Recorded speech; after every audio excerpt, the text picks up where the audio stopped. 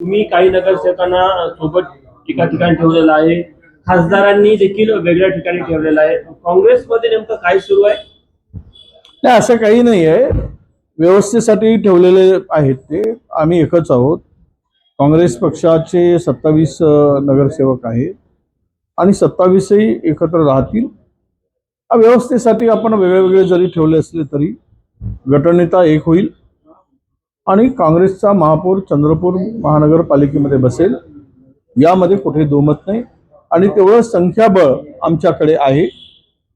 आणि कोण काही म्हणू देत. काल काही सुधीर मुनगंटीवारांनी काही स्टेटमेंट केलं की काँग्रेसचा एक गट वगैरे, हे सगळी अफवा आहे.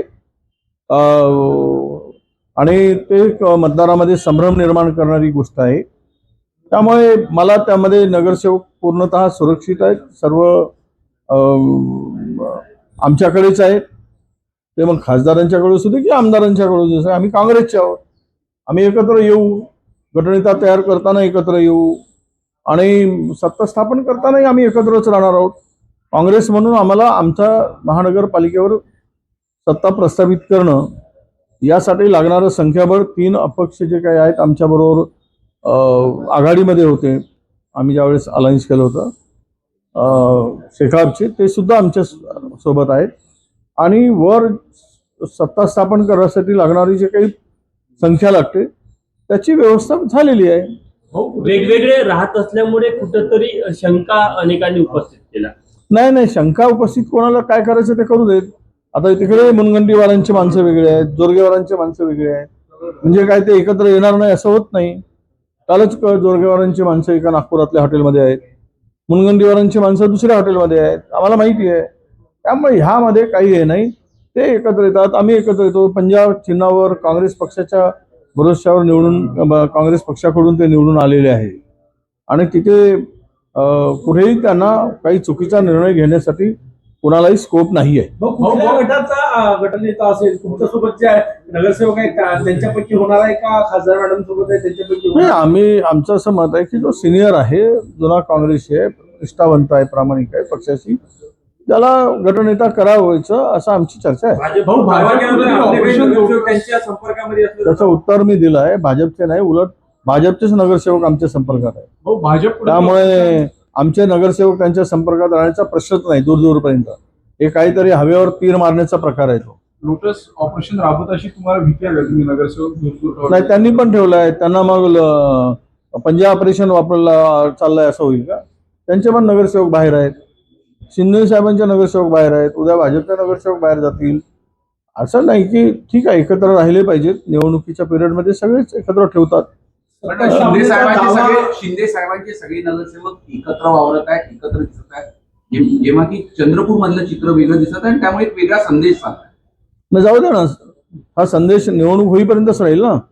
निवडणूक झाल्यानंतर संदेश संपेल. त्यामुळे आम्हाला माहिती आहे की एकत्रितपणे राहून आपल्याला या निवडणुकीमध्ये काँग्रेसला सत्ता मिळवायची आहे आणि जनतेने तिथल्या काँग्रेसला हातात सत्ता देण्यासाठी आमच्याकडे त्यांनी मतदान केलेलं आहे. महानगरपालिकेच्या निवडणुका संपल्या आहेत पण लाडक्या बहिणींना हप्ते मिळाले नाही. अमरावती वर्धामध्ये आक्रोश नाही, ते आता निवडणुकीच्या तोंडावर जुळवाजुळव करायचा प्रयत्न केला. 14 तारखेला 15ला निवडणूक आहे. 14 तारखेला त्यांच्या अकाउंटमध्ये पैसे घालून पुन्हा मतं मिळवण्याचा केविलवाणा प्रयत्न सत्ताधाऱ्यांनी केला महायुतीने. परंतु त्यामध्ये ते पैसे नसल्यामुळे काही कमी पडल्यामुळे सफल झाले नाही.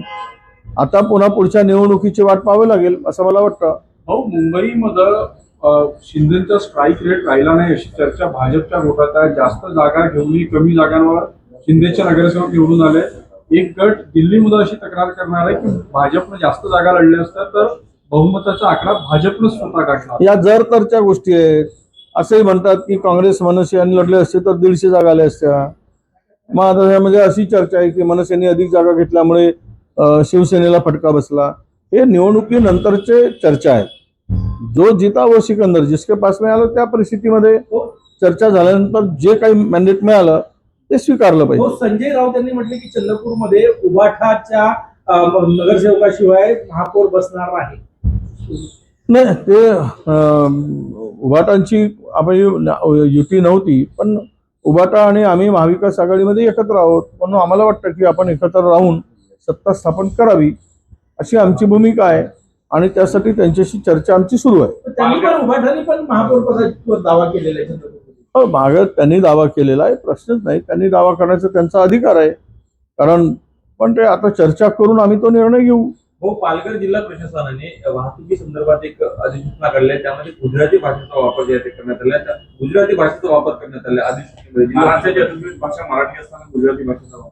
नाही, ठीक आहे ना, चांगले आहे की पालघरमध्ये गुजराती भाषेमध्ये अधिसूचना काढत असतील तर त्याची सुरुवात सीमेवरून सुरतवरून पालघर जवळ आहे, हळूहळू ते मुंबईकडे येईल आणि महाराष्ट्राला गुजराती एक नवीन भाषा देण्याचा भारतीय जनता पक्षाचा प्रयत्न जो आहे त्यामध्ये ते सफल होतील असं म्हणायला हरकत नाही. त्यांची इच्छाच आहे की महाराष्ट्र हा गुजरातच्या इशाऱ्यावर चालावा, गुजरात भाषेवर चालावा अशी जर इच्छा असेल तर ती इच्छा पूर्ण होऊन जावी आणि त्यासाठी सुरुवात करून त्याचे रिॲक्शन काय येतात हे बघण्याचा कदाचित प्रयत्न असेल. खडा टाकायचा आणि वाट बघायची. तर भारतीय जनता पक्षाची भूमिका या संदर्भात आम्हाला नवीन वाटत नाही. हो, चंद्रपूरमध्ये भाजप